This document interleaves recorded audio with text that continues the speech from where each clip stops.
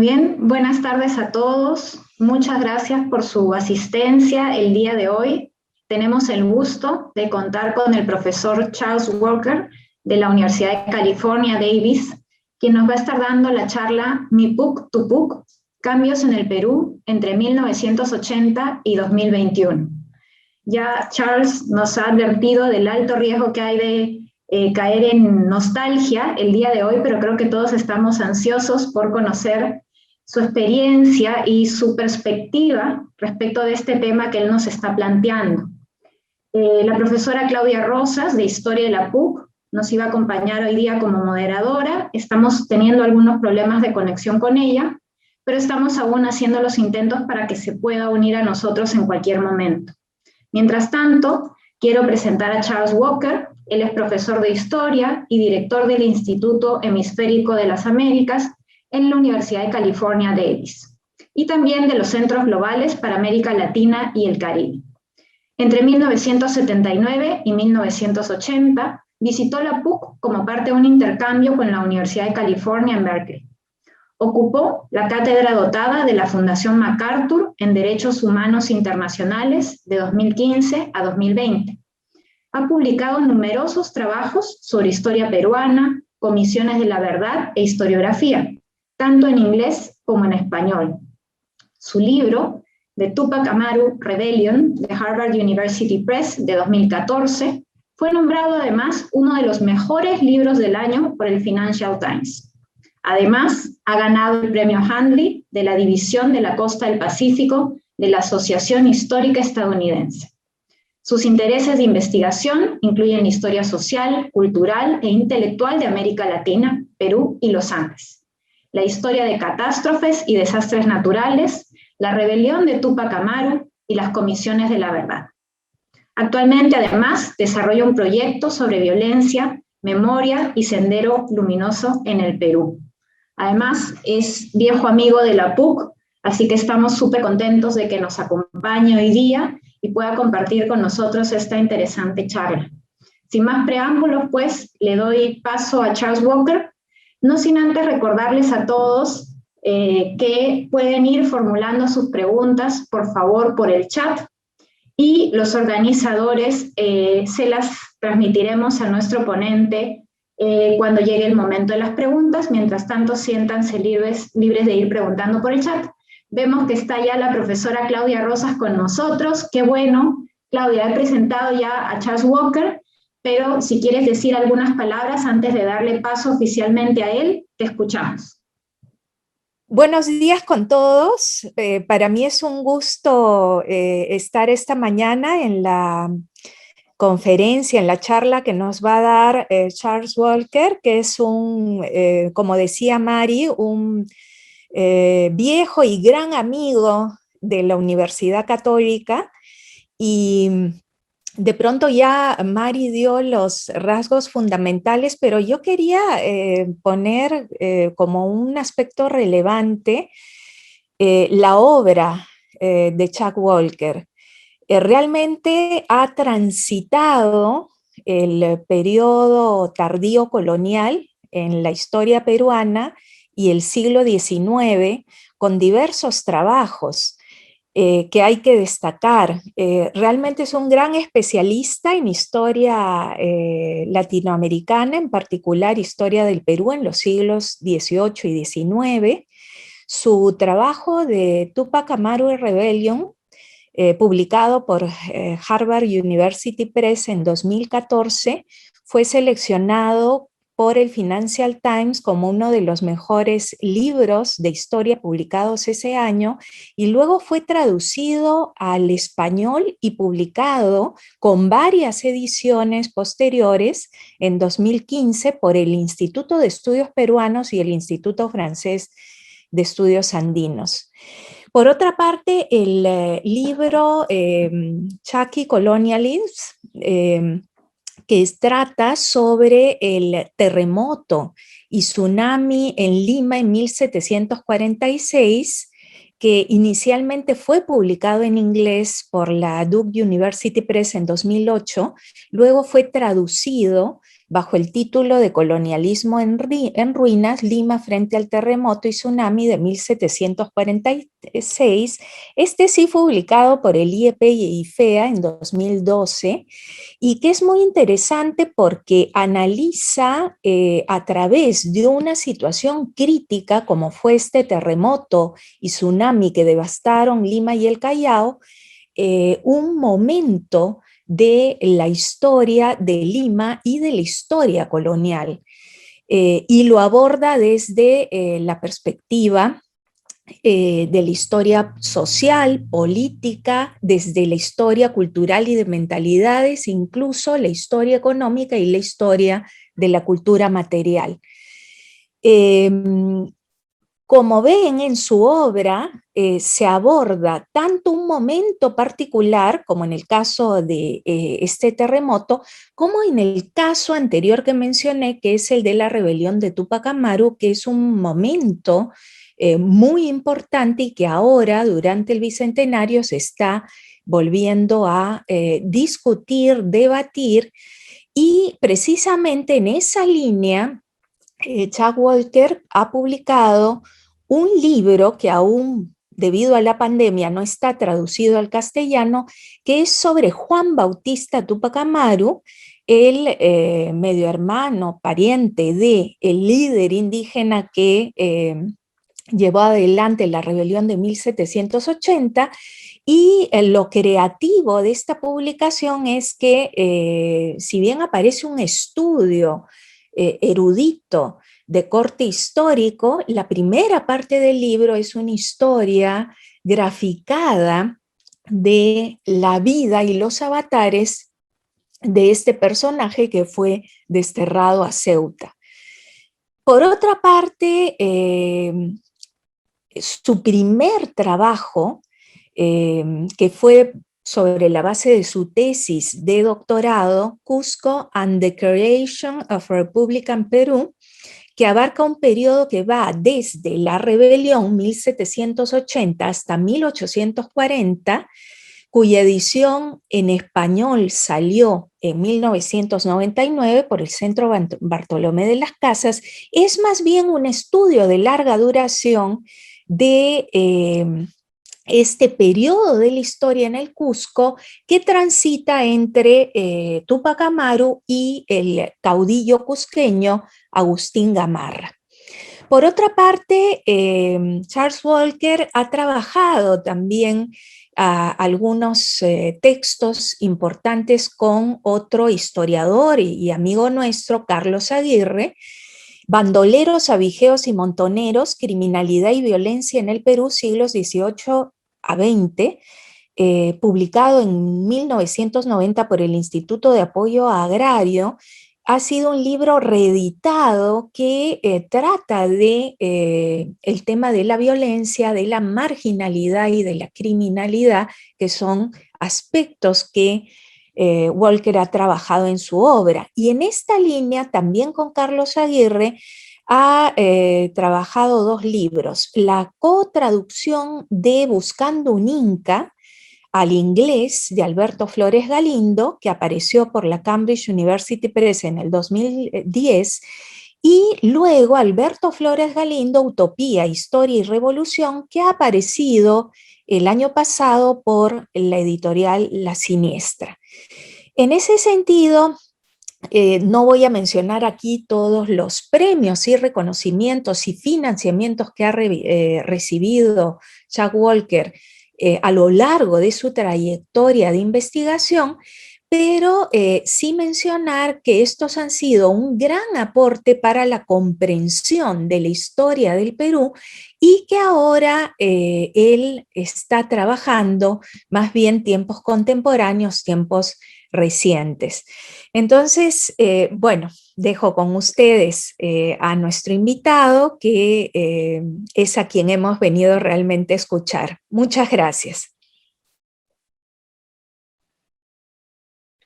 Bueno, muchas gracias. Muy buenos días a todos. Muchas gracias al equipo que ha hecho posible este evento, Mari, Eduardo, Claudia, grandes colegas. Y también quiero mencionar a los técnicos, los que están ayudando. hoy en día, pandemia, hay que recordar que los Zooms, estos eventos son trabajo técnico y hay todo un equipo detrás que literalmente normalmente no aparece en las pantallas, ¿no? Solo cuando hay emergencias y profesores torpes como yo no pueden poner sonido. Bueno, estoy muy contento de estar aquí. Lamento uno de los impactos de pandemia, obviamente, es no poder viajar. Yo ya son como 5 viajes a Perú que tenía planeados, incluso una estadía larga en el Caicucho, otro en Lima. Así que esto sabemos que no es igual, pero es algún tipo de contacto.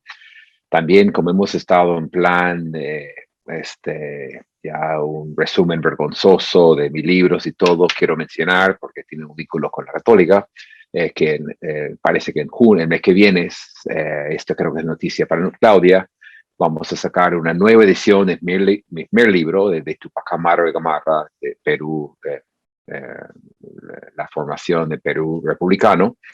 Y es con Centro Bartolomé Las Casas y la Católica. O sea, una coedición, una edición revisada y está saliendo en las primeras semanas de junio o la primera mitad. Así que bueno, un poco de autopropaganda. Pero bueno, entonces, lo normal, lo que más o menos siguen las agendas Zoom y charlas mías o de Claudia, dicen, bueno, Claudia Rosas, Chuck Walker va a hacer algo sobre Tupac Amaru, los miedos, el bicentenario. Y dije, ya, mucho he hablado, hay muchas charlas, todos hemos dado nuestra cuota de estos temas, así que dije, quiero hacer algo diferente, ya no dejar de hablar de Micaela Bastidas o otra cosa que me fascina.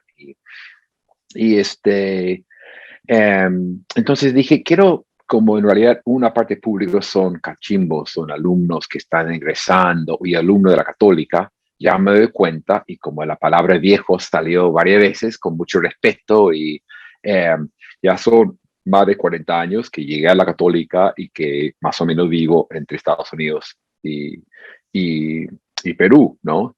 Y así que dije, quiero reflexionar y son ideas que vengo trabajando, pensando, algunas veces como en cómo ha cambiado el Perú en estos 40 años de manera muy drástica, cómo ha sido igual, pero con una base en también la católica, jóvenes y esto. Yo trabajo como profesor de historia y trabajo mucho con lo de pregrado y una de las conversaciones que me encantan es qué hago estudiando historia, cuál es mi futuro, las angustias actuales que los jóvenes tienen en el Perú y en Estados Unidos y otros países. Así que dije, voy a hacer esa reflexión de Perú en estos 40 años, cambios y continuidades con una perspectiva bastante personal, ¿no?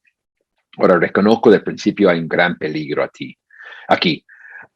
No quiero caer en el papel de ese tío en una reunión familiar que con nostalgia cuenta en mi época todo era verde y todo costaba menos, no había colas, etcétera, ¿no? O sea, o que cuente historias interminables que uno quiere terminar el almuerzo cuanto antes, ¿no? Todos hemos sufrido o tenemos parientes muy queridos, pero tienden a hablar en términos autobiográficos demasiado, ¿no?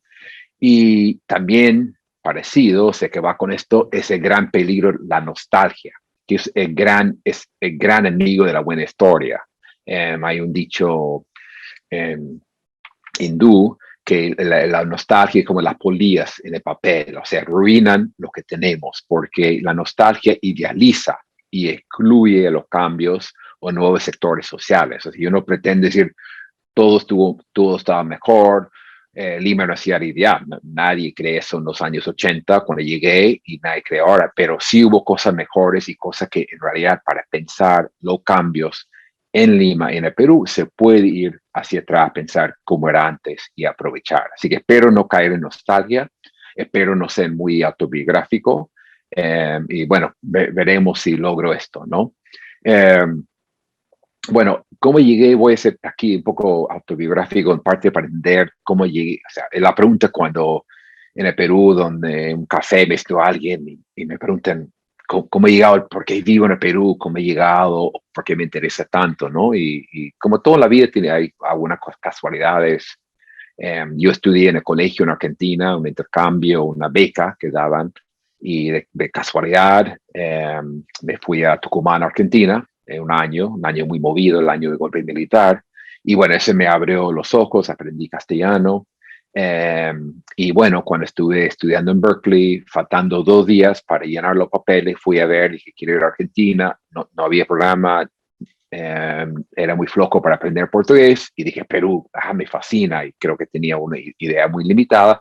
Me apunté y vine a Lima para estudiar un año, ¿no? Es 79-80, que es intercambio en ese entonces de California, Indiana, ¿no? Éramos como 26 alumnos. Y bueno, de ahí, aquí no voy a resumir mi vida, pero he tenido muchas estancias de Perú de diferentes contextos, digamos. Después de terminar el bachiller, hice una maestría de un año y vine a Perú para enseñar al Colegio Roosevelt, que era un trabajo factible para alguien con, creo que tenía 23 años. Los 3 años fascinantes, frustrantes, años justo del comienzo de la gran crisis de los 80. Me casé con peruana, antropóloga de la PUC, y hicimos doctorado en Chicago y volvimos a investigar, y nos quedamos 3 años en Cusco, que fue fundamental, y siempre digo, para entender Perú hay que pasar tiempo fuera de Lima, ¿no?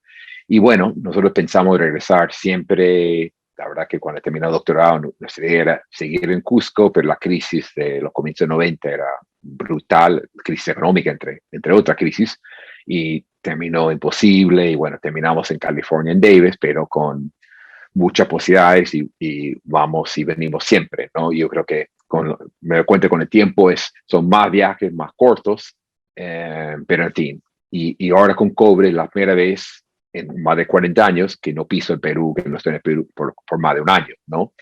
Así que bueno, ahí dejo lo muy autobiográfico.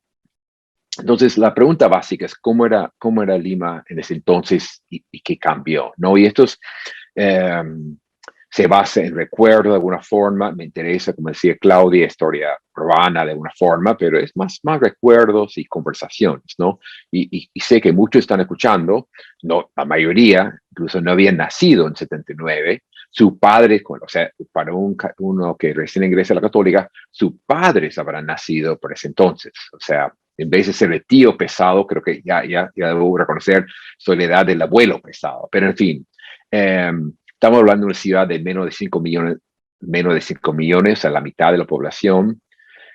Y a uno contraste con la ciudad actual, salten a la memoria al toque. O sea, cuando comencé a hacer mis apuntes, o sea, y lo venimos conversando.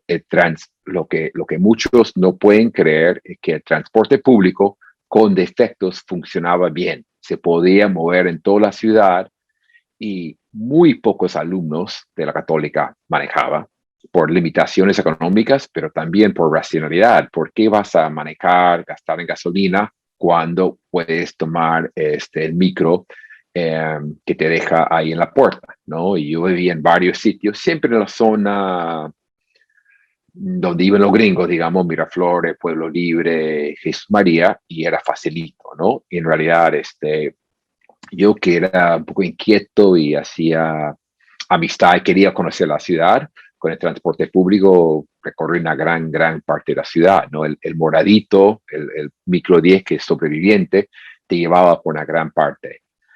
También eso digo, cuando lo digo con mucha cautela y hasta pena, cuando estoy en un taxi en Lima, porque había poquísimo tráfico. Yo le cuento a los taxistas que yo, cuando trabajaba en el colegio americano, vivía en Magdalena y llegaba al colegio americano que queda por lo que es la Universidad de Lima, esa zona, el hipódromo, y llegaba en la mañana tempranito en 10 minutos, ¿no?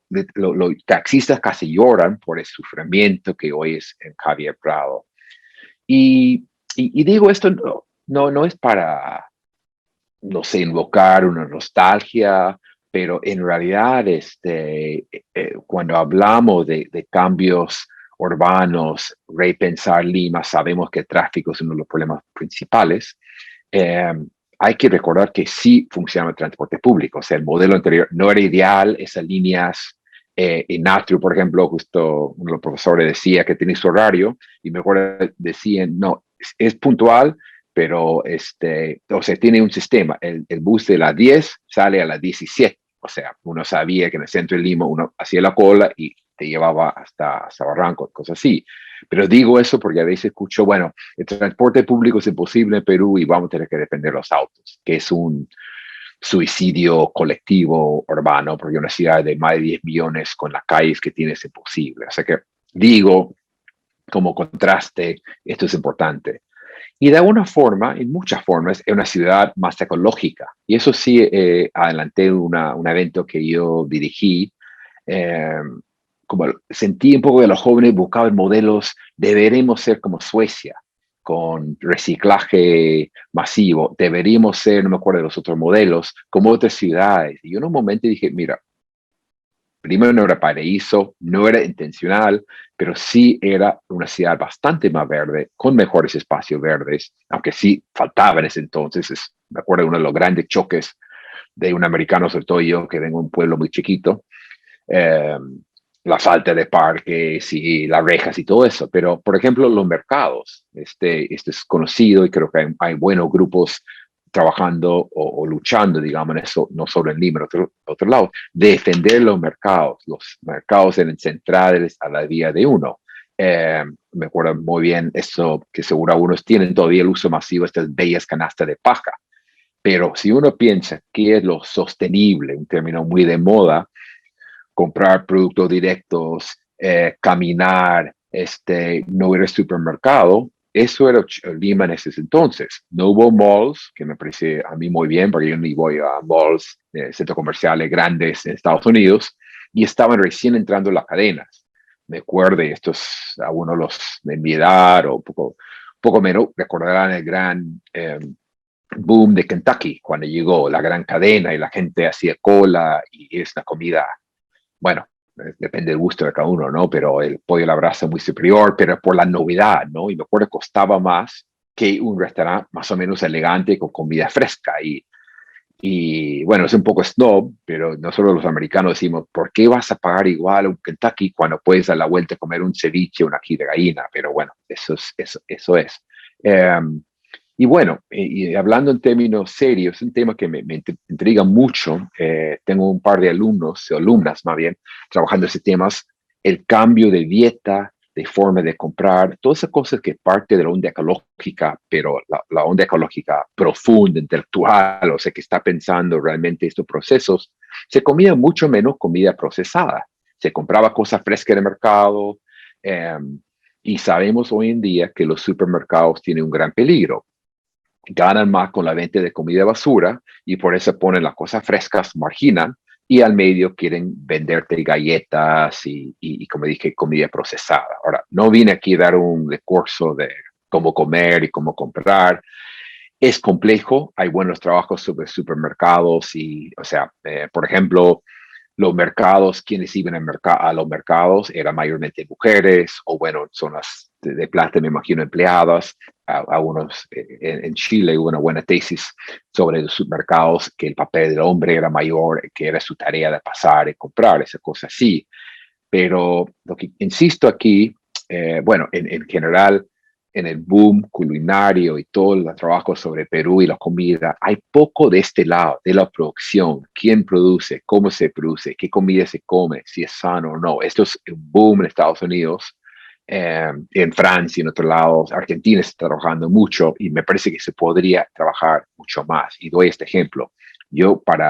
Si uno quiere comer cosas frescas, comprar directamente o casi directamente, sé que hay un montón de intermediarios, no debería ser inocente esto, proteger los mercados. Yo vivía mucho tiempo en Magdalena, que tiene un gran mercado y siempre en peligro, son terrenos grandes, los supermercados aprovechan, quieren ganar, proteger no solo los parques, que es otra necesidad, pero también estos supermercados. Bueno, entonces vuelvo a los 80, el consumo era diferente.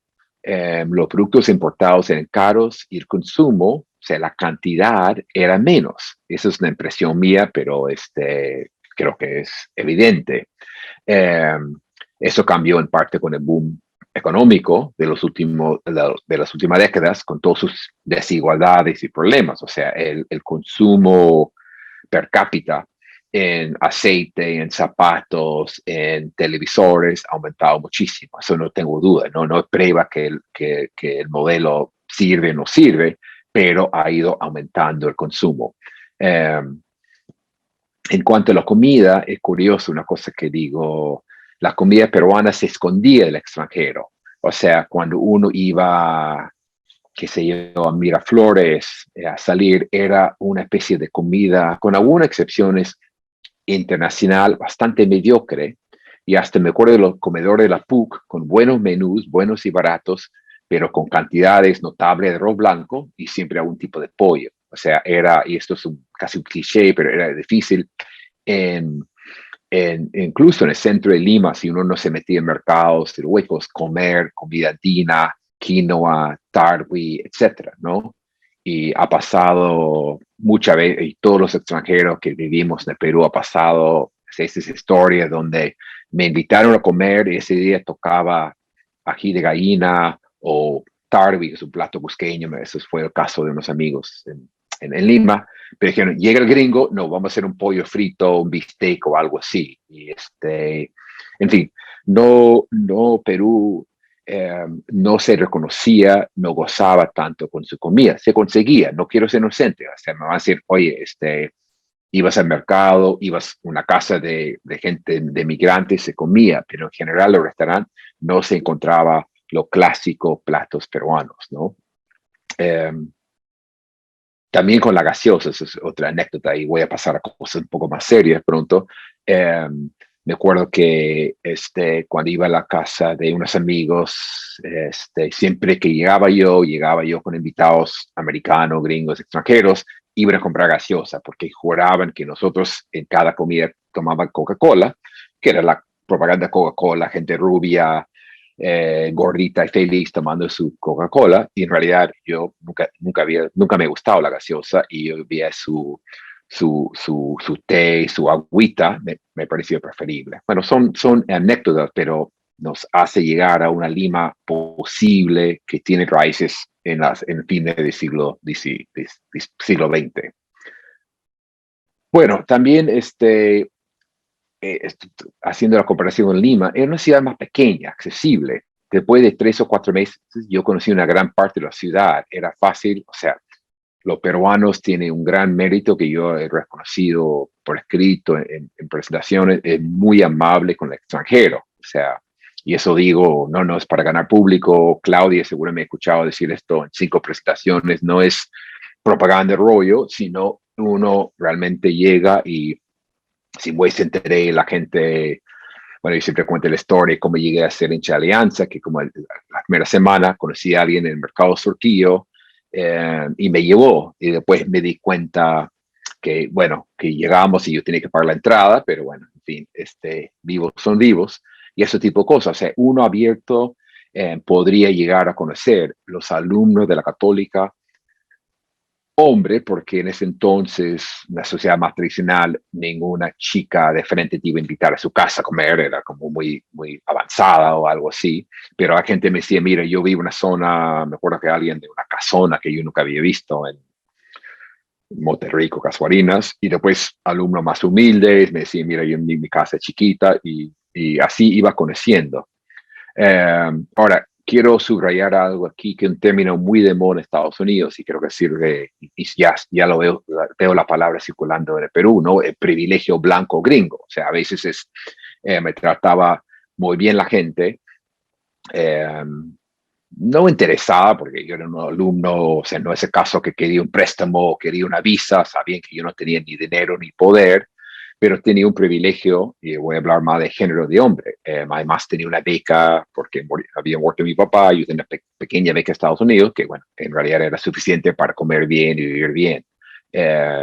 Entonces, eh, lo que insisto en esta parte es que era una ciudad, creo que eso sigue siendo verdad, pero hoy en día si alguien invita del centro de Lima a ir al norte, el tráfico nomás es muy difícil. Yo me acuerdo que una colega, una alumna, una compañera, una alumna de UCLA, le gustaba, no sé qué, que la verdad que no debería haber investigado más, qué línea tomaba, y doy toda la vuelta, se asustan, me cobran doble, pero así voy conociendo, ¿no? O sea, como era un cierto privilegio, ¿no?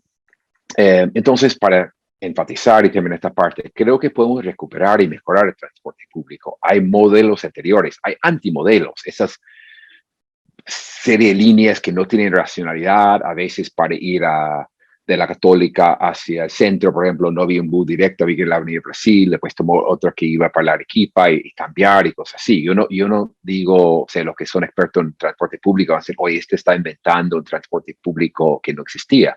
Tenía cierta irracionalidad con estas líneas pequeñas y bueno, después llegó la mancha de combis, ¿no? Que fue otro cambio, no una mejora, pero hay una base para un buen transporte público con un público dispuesto a no manejar, no evitar estrés y también evitar los mercados y defender los mercados y otros espacios públicos.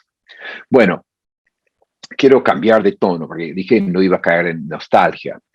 Tal vez el gran cambio en el Perú en los últimos 40 años, 6 meses, en una entrevista en radio, de repente está hablando Tupac Amaru y alguien me preguntó en radio de Huancavelica, en realidad, los grandes cambios. Yo dije, tengo otro gran cambio, que es más bien con la religión, es el papel público de las mujeres.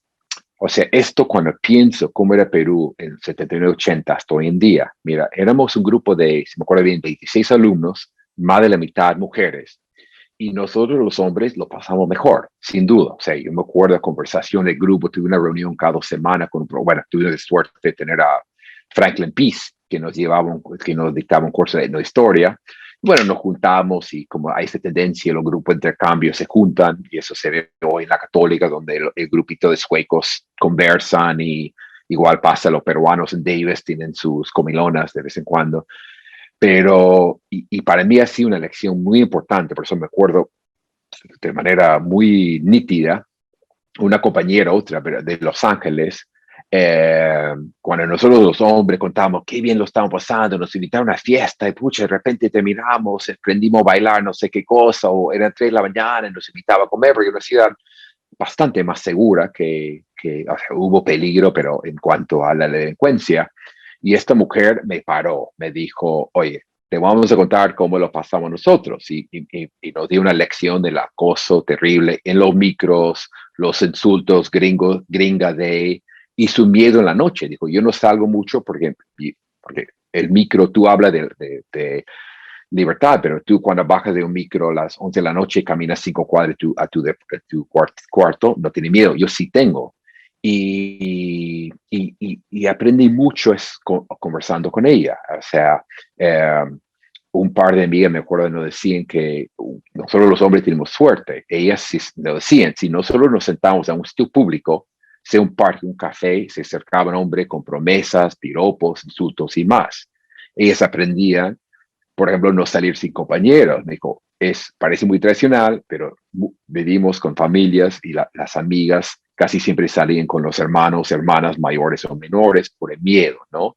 Es algo que creo que ha ido cambiando. Ahora, no estoy diciendo que no hay acoso, no hay peligros. Creo que la violencia sexual tal vez sea peor en esos años. Estaba investigando y las estadísticas no van en realidad a lo que encontré yo de pasado, pero por lo menos el espacio público creo que sí ha cambiado. Por ejemplo, creo que hoy o sea, ellas me decían sentarse solas en un café o un bar era invitación a todos los hombres. Hoy creo que no, y creo que muchas aquí dirán, no, es mentira, todavía es falso, todavía es peligroso. Pero ellas me decían que el acoso, el trato de gringa fácil, de buscar una relación o algo, cambiaba mucho, una cosa que no pasaba en nosotros los hombres, ¿no? Y bueno, también tuve una compañera afroamericana que tuvo otra experiencia bastante positiva. En realidad no estaba en mi año, sino posterior, pero también con expresiones muy fuertes de racismo, que cuando salía un grupo a una discoteca no dejaban entrar y esas cosas, pero podría hablar más de eso. Pero bueno, esto creo que el acoso sigue, pero ha sido cambiando lentamente. Y eso es algo vinculado. Cuando pienso en los años, ¿cómo voy de tiempo? Bien.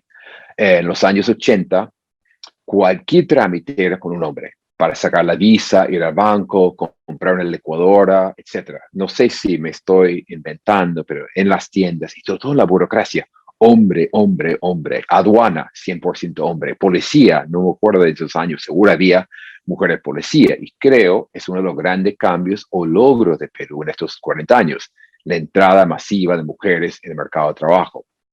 Es un tema muy complejo, depende de clase social, hay mujeres que lo han tenido que hacer por la crisis, pero si vemos trabajos de profesionales, clase media, hay una representación mucho mayor con mujeres. Y estaba viendo algunas estadísticas, uno está igual en cuanto a profesionales, etcétera. No es un paraíso, hay mucho que hacer.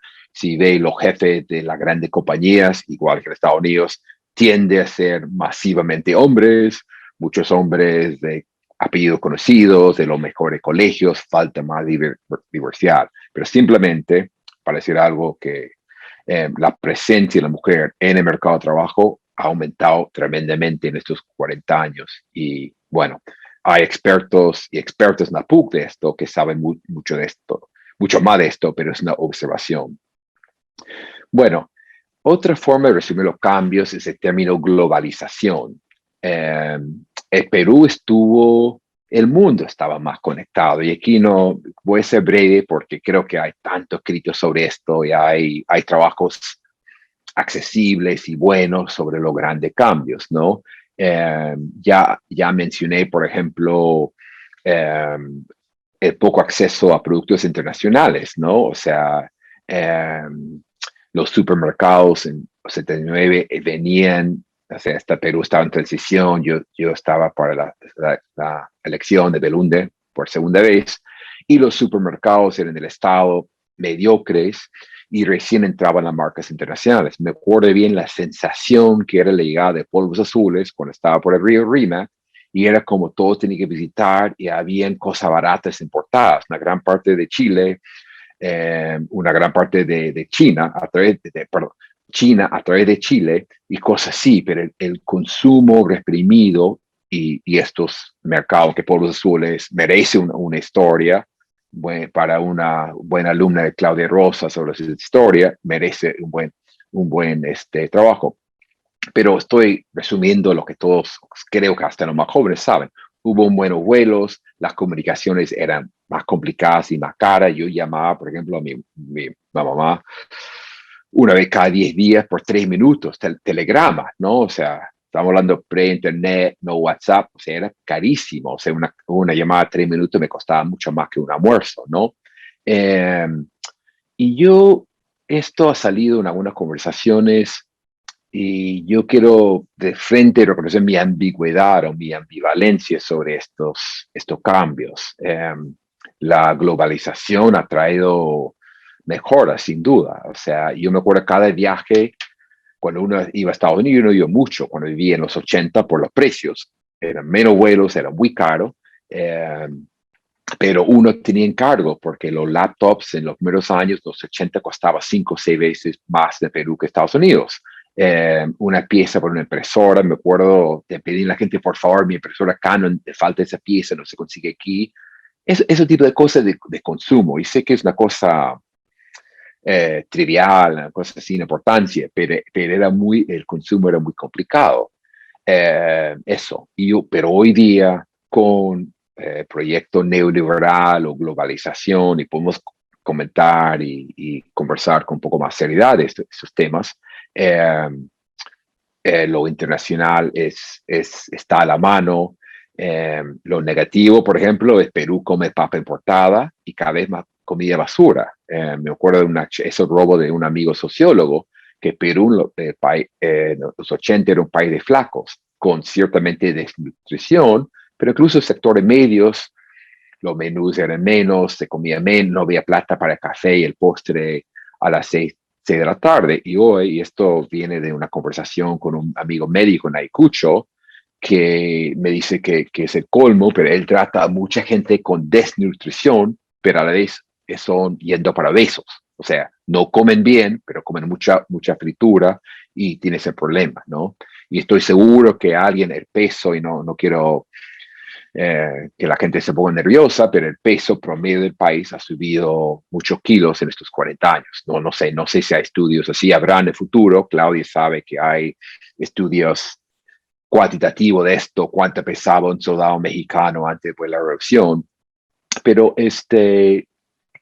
porque es un tema muy, muy complejo que estoy tratando de manera indirecta o de manera muy breve. O sea, yo tengo una ambivalencia sobre apertura de los mercados. Starbucks me parece poco necesario, pero a la vez me encanta que en Lima puedo comprar buenos libros argentinos o no tengo que venir con 20,000 encargos de Estados Unidos. En fin, este mes, creo que el mes hasta las elecciones se va a discutir mucho el modelo. Yo ojo con simplificación, una simplificación hipercrítica o de defensa. Yo personalmente no tengo una opinión tajante en cuanto a la apertura de los mercados. Creo que ha habido muchas oportunidades perdidas de mejorar la condición de vida en estos 40 años, pero sí hubo cambios y mejoras en el Perú. Yo sé que más ambivalente, ambiguo no puede ser, pero es mi manera de ser. Incluso cuando enseño todo mi curso obviamente sobre el siglo XX, terminamos en el modelo neoliberal, lo grande cambio, la globalización, y siempre digo, lo puedo enseñar bien porque yo no soy ni totalmente anti, ni totalmente en favor, tengo esa perspectiva crítica, pero ambigua de alguna forma. Bueno, estoy cerca de terminar, pero quiero volver a la católica mismo, ¿no? A una semejanza de recuerdos. Una cosa que los jóvenes, mis sobrinos en Lima, no pueden creer es que cuando nosotros llegamos en 79 con el uniforme de estudiantes gringos, ¿no? Zapatillas y mochilas. Y mira, cómo nos miraban usar zapatillas en la católica. Las zapatillas eran para hacer ejercicio, se sacaban la puerta y punto, ¿no? Y mochilas era una cosa exótica. La gente decía, te van a robar en el micro, y de verdad aprendimos candados, o sea, eso. Pero había que poner zapatos de verdad, me acuerdo. O sea, hubo una cierta formalidad y hubo menos consumo en el sentido que hoy en día PUC tiene esa bonita librería, tiene, se me escapa el nombre quechua, que ese comedor de varios pisos, que es una cosa muy necesaria porque con Lima de hoy día, sobre todo gente que viene lejos, llegan a la Católica temprano y se quedan todo el día, o sea, tiene para calentar su comida. En ese entonces era un par de comedores, un café, y etcétera. Pero hubo, me acuerdo en el trato, una formalidad que, bueno, yo siendo californiano, viniendo de Berkeley, que olvídate de shorts, todavía shorts de hombre era una cosa poco decente, nadie, o sea, nadie iba a ir a la católica en shorts. Pues es una cuestión de costumbre, ¿no? Yo creo que ahora sí en Lima se ha puesto el modelo internacional de zapatillas, mochilas, es casi un universal, pero estos son algunos recuerdos. Me acuerdo, mi esposa se acuerda siempre de que una vez en sociales yo cuando leo, yo estoy un poco inquieto y yo saco y pongo los zapatos sin darme cuenta y que estaba leyendo y de repente un grupo de 15 está mirando al gringo que está leyendo había sacado los zapatos. Bueno, en fin, anécdota no muy interesante, pero menor. Ahora, yo tuve mucha suerte porque trabajé con profesores de lujo, ¿no? Ya mencioné Franklin Peace y no voy a dar un perfil de cada uno de estos, pero quería mencionarlo, ¿no? Franklin Peace, lo bueno de él es que él no hacía un curso light para los gringos, es decir, no, ustedes tienen que tomar en serio la historia, tienen que aprender sobre pre-incas y nos obligaba. Mis conocimientos para algunos alumnos eran muy, muy, muy, muy complejos, pero no de alto nivel. Tuvimos a Jeffrey Cliver, que llegó a ser muy amigo, un jesuita, muy buena persona. Él insistía en hablar castellano y nos insistía a aprovechar, conocer Lima, no hagan amistades entre ustedes, no pasen la noche tomando cerveza entre ustedes, buscan experiencia peruana, viajan, ¿no? Me acuerdo de Inés García, una socióloga, que fumaba en el salón y desconfiaba con los gringos, no le costaba y como cuando hablaba de Vietnam me miraba a mí, yo creo que era el único extranjero y como si yo, no sé, yo no sentía mucha culpa, pero en fin. Y por ejemplo, Mariana Piz, que sigo en contacto con ella, que me hizo un curso especial donde pudimos leer novelas, porque dije, quiero ponerme al día en literatura peruana, porque siempre he sido lector y tuve el lujo de ir a su casa, que es la misma casa de Miraflores, cada 2 semanas y una sala a conversar sobre Bryce Echenique, Vargas Llosa, Arguera, o sea, qué tal lujo que he tenido, ¿no? Yo, ¿cómo voy de tiempo? Sí, estoy cerca. Bueno, yo tengo amistades, entonces yo llevé más cursos sociales Y hoy en día me he dado cuenta en los años, hay gente que, me acuerdo, ese era tal persona, ahora ella es la jefa de una ONG grande o él es el viceministro de salud, ¿no? También hay muchos entonces, eso es para la verdad de la historia peruana, que sufrieron con la crisis y se fueron en los años 80. La catástrofe económica con Alan García obligó a muchos a ir a otro país. Estoy seguro que entre ustedes muchos tienen parientes o conocidos en New Jersey, Florida, Italia. Y es un tema aparte porque abrió el país. Yo mencioné que Perú estaba como alejado del mundo en el sentido casi literal de los vuelos, las comunicaciones. Perú, Chile, o sea, Estados Unidos también. Esto abrió el país porque había, y eso es una idea mía, no sé si muchos estarían de acuerdo, que como el que se iba o la que se iba a Italia ya no era peruana, ya se iba. Y sabemos hoy en día que hay gente que tiene un pariente que vive en Miami, pero va a Perú siempre, o el que tiene 30 años de Italia, pero sigue siendo hincha de Alianza, sigue las elecciones, hace lo posible para votar. Obviamente, la otra causa de la fuga masiva fue Sendero Luminoso. Y eso cambió Perú mucho en los años 80, en muchos sentidos, que yo no puedo resumir. Pero, por ejemplo, yo que llevaba alumnos ya a fines de 80, al Cusco era imposible viajar, casi no lo dejamos salir más allá del Cusco. Yo cuando viví en Cusco en los 80, en fines de 80, uno llegaba a Bancay y punto, no podía acercarse más a Ayacucho por el miedo. Y eso creo que yo lamento, bueno, por muchas razones, pero creo que una generación que difícilmente pudo conocer Perú, o sea, para conocer, tiene que ir o a la playa o si tenía fondos ir al extranjero, pero manejar viaje interior era muy complicado. Bueno, vuelvo y estoy cerca de terminar, vuelvo a la PUC. Quiero decir algo, reconocer algo que es muy importante.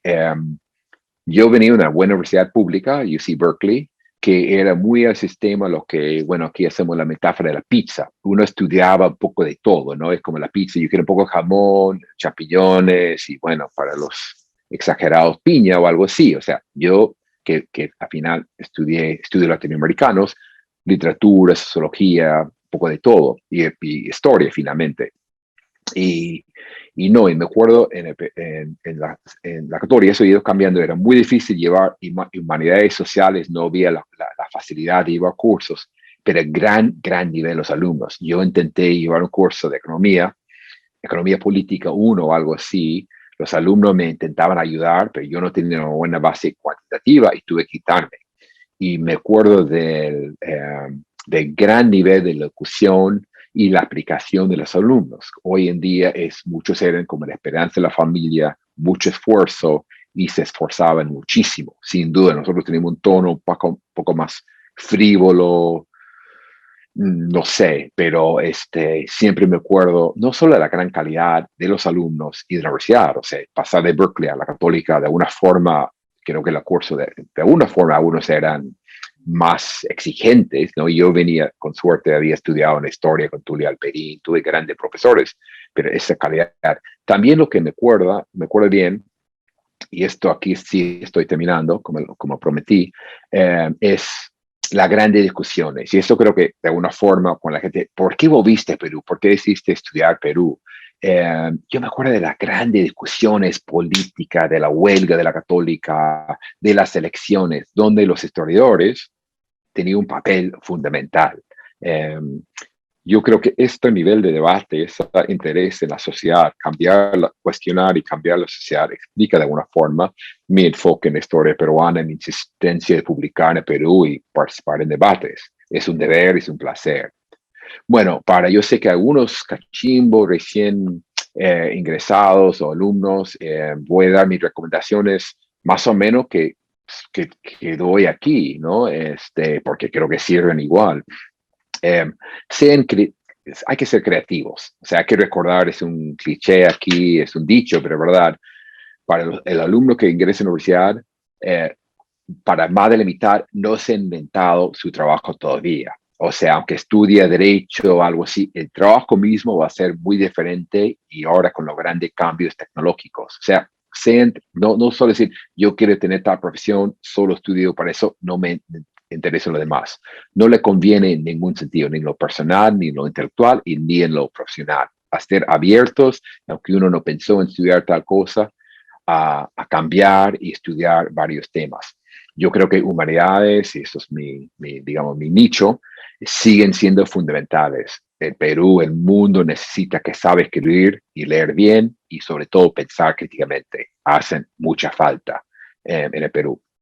Y también internacional, una cosa que quiero reconocer la católica con lo presente, pero también varias generaciones, es esta de que sea una universidad internacional. A mí me encanta cuando voy a la católica ver alumnos europeos y quiero insistir, hay programas de intercambio. A mí, yo que he tenido varios alumnos peruanos en el doctorado, tengo por lo menos 3 que han terminado doctorado, hay programas, aunque su familia no cuenta con fondos, no es, o sea, hay programas de intercambio pagados, hay que pasar 3 meses en Estados Unidos, 4 meses en Francia, 3 meses en Brasil, algo. Esto es fundamental para su experiencia. La católica eso han hecho muy bien. Yo de alguna forma he estado siguiendo esto hace 20 años, lo he hecho bien, sabiendo que la experiencia global es fundamental para lo que llamamos con cierto acceso ciudadano global, ¿no? También explorar el Perú, aprovechar que se puede conocer, ¿no? Hacer los viajes, hacer el trabajo de campo, no solo quedar en la biblioteca, en la teoría, sino explorar el Perú. Hay muchos, por ejemplo, en Ayacucho, me alegró mucho ver muchos nietos o hijos ayacuchanos volviendo en el verano, conociendo sus pueblos, aprendiendo quechua. Esos son algunos de mis recomendaciones y repito, son casi igual que aquí, o sea, con los alumnos y en University of California Davis este año más de 43% son alumnos de primera generación, o sea, su papá de estudió en la universidad. Ingresar aquí es muy difícil, tiene una gran presión, pero doy eso de humanidades, pensar críticamente, la experiencia internacional. Bueno, hay que aprovechar la gran experiencia de la católica, la gran oportunidad. Perú necesita profesionales, necesita pensadores, necesita gente dispuesta a pensar de manera creativa en todos los retos, todos los trabajos. Bueno, dije iba a hablar un poco menos de 40 minutos y creo que hablé más, pero bueno, agradezco mucho la paciencia del público, el permiso de hablar de manera muy personal y sin muchos datos de ciencias sociales, pero agradezco mucho la oportunidad. Gracias. Muchas gracias, Chuck. Creo que esta presentación testimonial que has hecho va a ser muy, muy útil para los estudiantes, ¿no? A mí me has hecho trasladar a los años 80, 90, ¿no? Que han, con todas las diferencias que tienen esas décadas con el periodo actual. No sé si querías comentar algo antes, Mari. No, Claudia, te escuchamos a ti, el público ha estado súper activo, mandándonos muchas preguntas y nada, confiamos en ti para que se las puedas comunicar a Chuck y nos cuente sus opiniones sobre esto. Sí, sí, he visto que hay varias preguntas interesantes que se han planteado. De todas maneras, antes de pasar a las preguntas, quería terminar de comentar un poco que lo que se ve en la presentación de Chuck Walker es este testimonio de ese periodo. Y solo recordar que actualmente los testimonios tienen una gran importancia y se están publicando muchos testimonios porque es una entrada interesante a los periodos recientes de la historia. Y sobre las últimas décadas hemos tenido testimonios de diversos actores que han sido publicados desde la época de la violencia hasta testimonios sobre los movimientos de protesta, sindicales, etcétera, ¿no?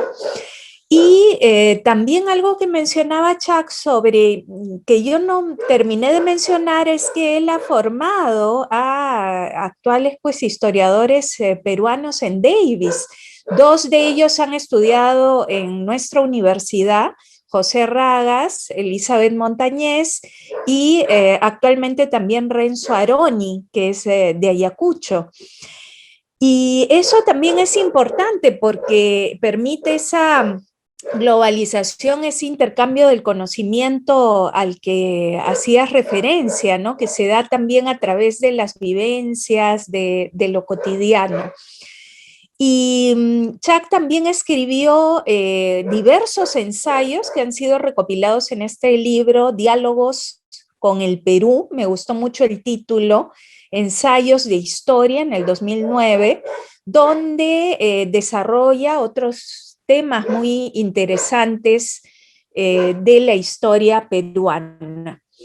Entonces, voy a pasar a leer, a plantear las preguntas. Voy a empezar con una que me parece interesante a partir de lo que has comentado. ¿Qué opiniones podría tener acerca de que la globalización, más potente a partir de los años 90, en lugar de diluir la limitada identidad nacional que nos graficó en sus ejemplos de los años 80, pareciera que más bien la globalización, y curiosamente, impulsó lo contrario, un potenciamiento de la identidad peruana, sobre todo en la gastronomía?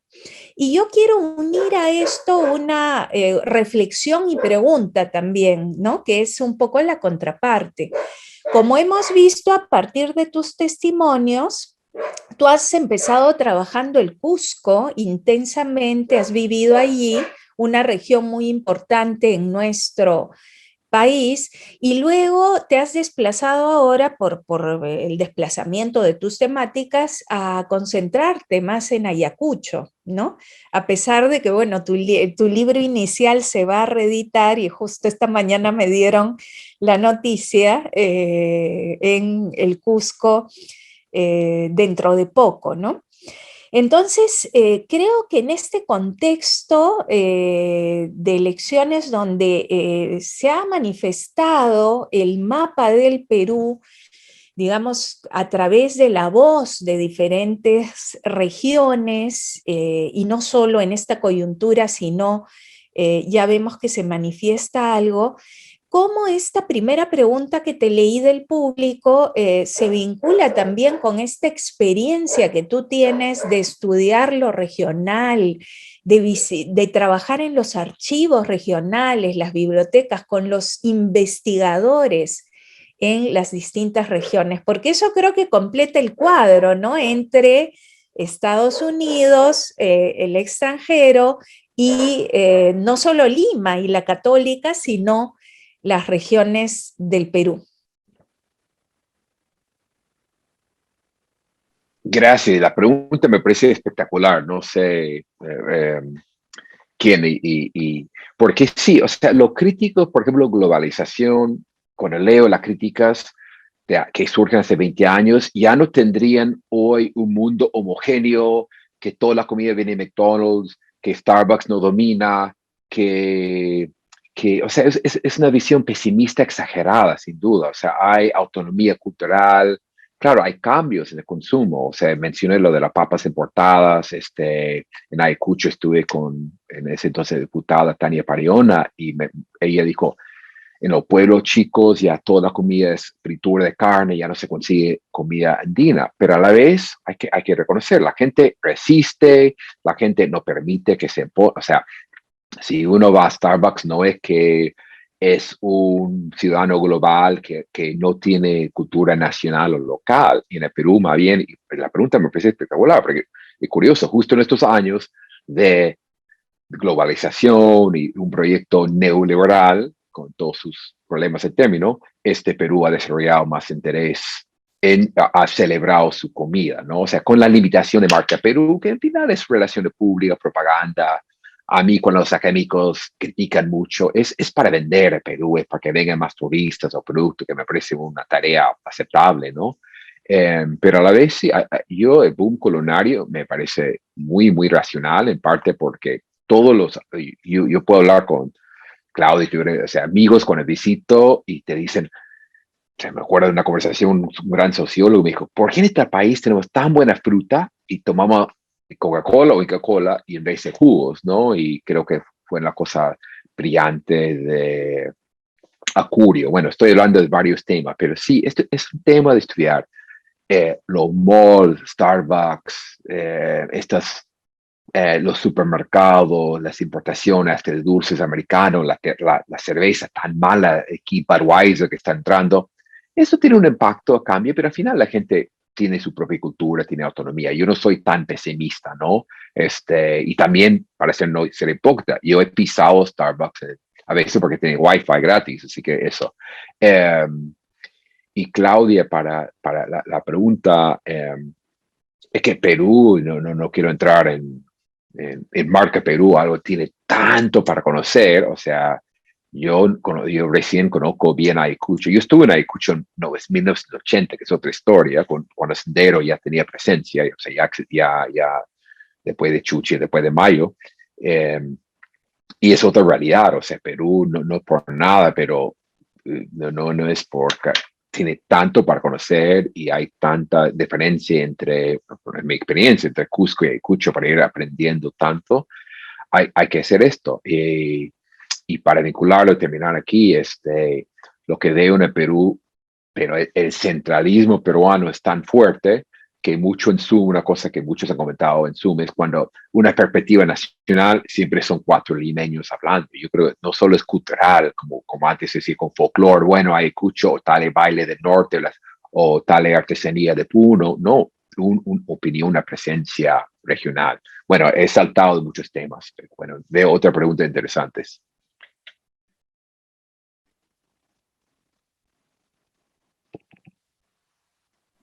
Ahí está. Sí. Sí, justamente el público está preguntando sobre varios temas en relación a esto. Por ejemplo, ¿cuál es tu percepción de los cambios laborales en el sector público y o privado, en particular de la incorporación de profesionales de Lima y de provincias? Y adicionalmente quería un comentario de los cambios en la música moderna, popular, folclore, la cumbia, el rock. Bueno, este es un poco amplio, ¿no? Y voy a pasar también a trasladarte otro par de preguntas porque creo que las puedes responder relacionándolas. Tomando en cuenta la frase que mencionó al inicio de su conferencia, para entender el Perú hay que salir de Lima. ¿Cuál sería la lectura que tiene ahora de la forma en la que el interior se pensaba, en el interior se pensaba el país y la forma en la que la ciudadanía hacía y participaba en la política? La liberación económica fue un proceso que agravó la brecha de las desigualdades entre capital y regiones y en ese sentido, ¿cree que se dio en la misma magnitud en la forma de pensar el país y hacer política en las personas que viven en el interior del país? Entonces creo que va en la línea de lo que estabas comentando, esta siguiente pregunta, y también aprovecho para hacerte otra que se puede vincular. ¿Por qué crees que en el Perú no hubo ese giro a la izquierda que caracterizó a América Latina a inicios del siglo XXI?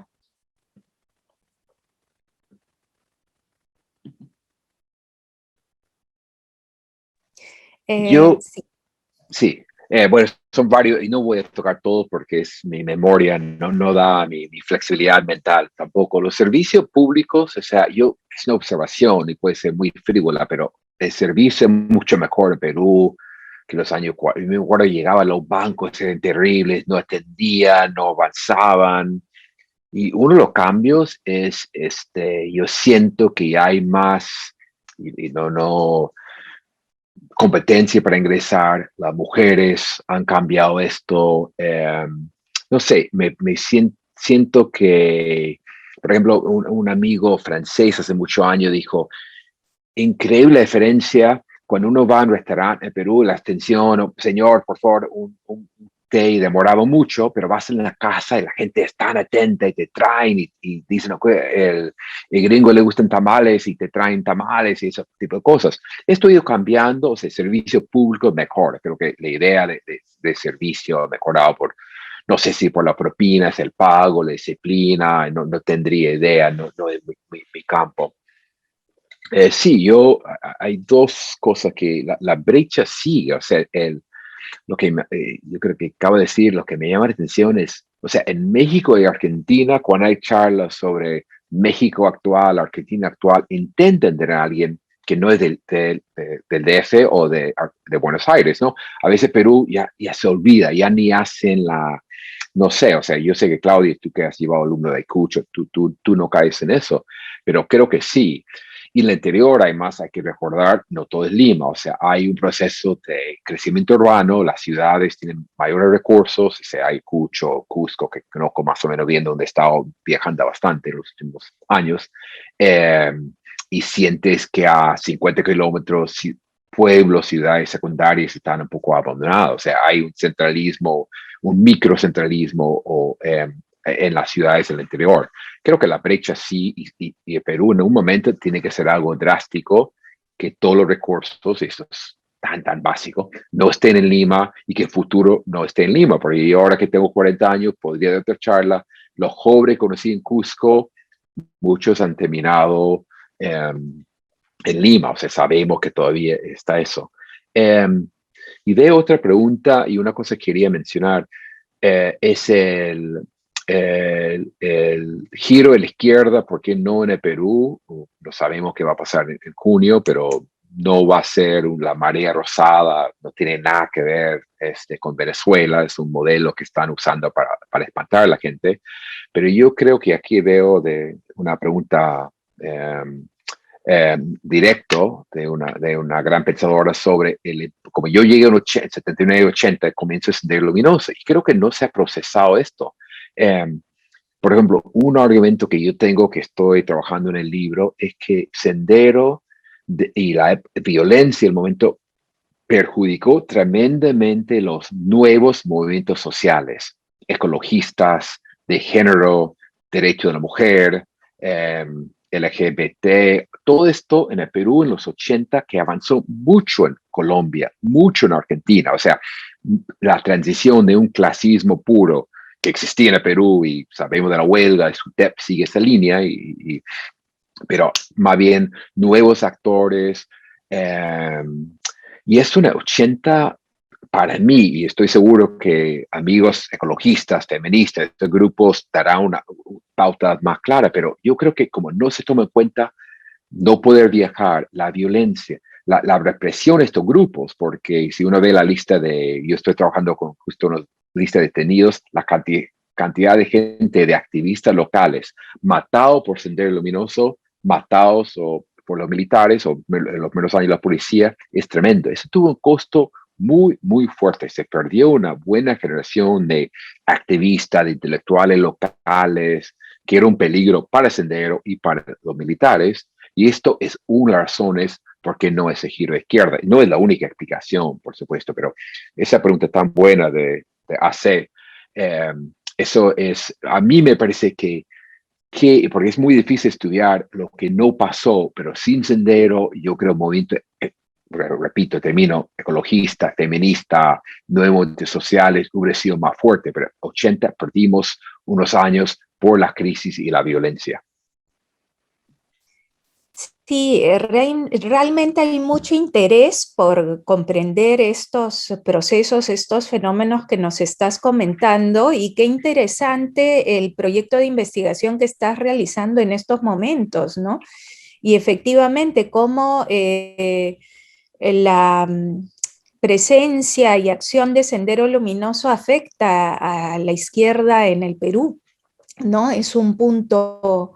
Y justamente hay una última pregunta del público, creo que hay más, pero bueno, no vamos a tener tiempo de ver más, que tiene que ver con la coyuntura política y con algo que tú estabas mencionando y que has estudiado, que son los miedos, ¿no? Uh-huh. El buscar espantar a la gente, ¿no? Es decir, instrumentalizar el miedo y justamente en un contexto electoral es un excelente observatorio para ver esos fantasmas, esos miedos que tiene el Perú, ¿no?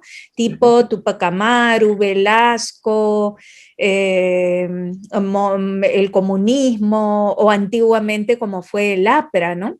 Entonces, hay una pregunta del público, dice, ¿qué opinas sobre las lecturas recientes de los últimos 30 años sobre Tupac Amaru y cómo ahora en las elecciones hay personas que vinculan su imagen con la de Pedro Castillo, ¿no? Que es uno de los candidatos? Claro. Entonces eso me parece interesante un poco para reflexionar cómo la historia está bien presente. Lo que hacemos los historiadores no tiene que ver solo con el pasado, sino naturalmente con lo que vivimos ahora. Sí, adelante. Sí, bueno, el mejor favor que podrían hacer a Pedro Castillo es asociarlo con Tupac Amaru. O sea, yo creo que sí es supuestamente algo en contra. Tupac Amaru tiene una imagen muy positiva, tiene muchas imágenes, no mencionamos, hay una muestra en Loom, lugar de memoria, que hay virtual, el público estoy haciendo un poco de propaganda, que se puede entrar virtual, no hay que ir a Loom, aunque invitados todos, invitadas, sobre las figuras, las imágenes de Tupac Amaru y Micaela Bastida en la historia, que son complejas, cambiantes y todo eso, pero Tupac Amaru en el Bicentenario, por eso yo y Claudia tantas charlas, ha surgido gran interés en esto, y creo que por la búsqueda de figuras históricas, ¿no? Yo creo que es un tema abierto, hay muchos Tupac Amarus, hay la visión de Velasco, hay una ultraizquierda, hay más moderado, hay una perspectiva cusqueña, y gran libro de Raúl Asensio, una visión cusqueña bastante conservadora, regional, pero hay más radical, así que yo creo que sí sigue, porque al fin son símbolos nacionales que falte con el Bicentenario, no se puede superar, como ayer, estos días, con los 200 años de la muerte de Napoleón, las discusiones francesas, ¿no? Así que yo creo que es un comentario muy válido, y no sé, estaba discutiendo el otro día con alguien de esto, o sea, en radio, sobre el imagen de Tupac Amaru y asociarlo con Castillo, y es un gran favor a él. Es como, me hace pensar esa comparación histórica un poco compleja, pero siempre me acuerdo, y creo que hasta en un curso se enseña esto, cuando a Fujimori padre, sé que va a ser polémico mencionar estos nombres durante las elecciones, pero cuando lo que estaban, se acuerdan de esas elecciones, cuando Vargas Llosa salió a hacer su deporte con un ropa de baño elegante, importado, y Fujimori a propósito salió con un ropa de baño medio feo, con sus brazos su brazo bronceado, pero el cuerpo no gordito, y era decir, esto es el Perú, ¿no? O sea, más popular. En fin, yo creo que sí, pero al final tienes mucha razón, todos los aspectos históricos son muy, muy presentes en el Perú, y hay mucha gente, para terminar, en el interior que no sienten vinculados o representados con los símbolos y las discusiones nacionales. Muchas gracias. Muchas gracias, Charles, por tu presentación. Creo que nos has tenido a todos enganchados, escuchando atentamente. Muchas gracias a Claudia también por sus comentarios y por articular también las preguntas del público, que ha estado súper activo. Se nos quedan algunas preguntas, pero creo que nos servirá de excusas para seguir pensando, ¿no? Y me quedo con la reflexión que han hecho ambos acerca de la vigencia de esta reflexión histórica ahora, en este contexto tan, voy a decir particular, por calificarlo de alguna manera, pero en que es tan relevante pensarnos y repensarnos, ¿no? En esta coyuntura electoral, ¿no? Pensarnos como país, como nación, y con todos estos antecedentes que ustedes han mencionado. No me queda sino agradecerles por su tiempo y por su participación, agradecer al público por su interés, por acompañarnos el día de hoy, y recordarles que esta charla ha sido grabada, sigue siendo grabada ahora, y vamos a compartir el video con todos ustedes, y también por medio de nuestra red social, nuestro Facebook, para que quienes se la perdieron o quieran volver a ver algún momento puedan ver, ¿no? Seguiremos con más charlas mientras nos dure esta virtualidad que estamos todos atravesando, aprendiendo y pensándonos y cuestionándonos gracias a nuestros expositores y nuestros moderadores. Nuevamente, gracias y tengan una bonita tarde todos.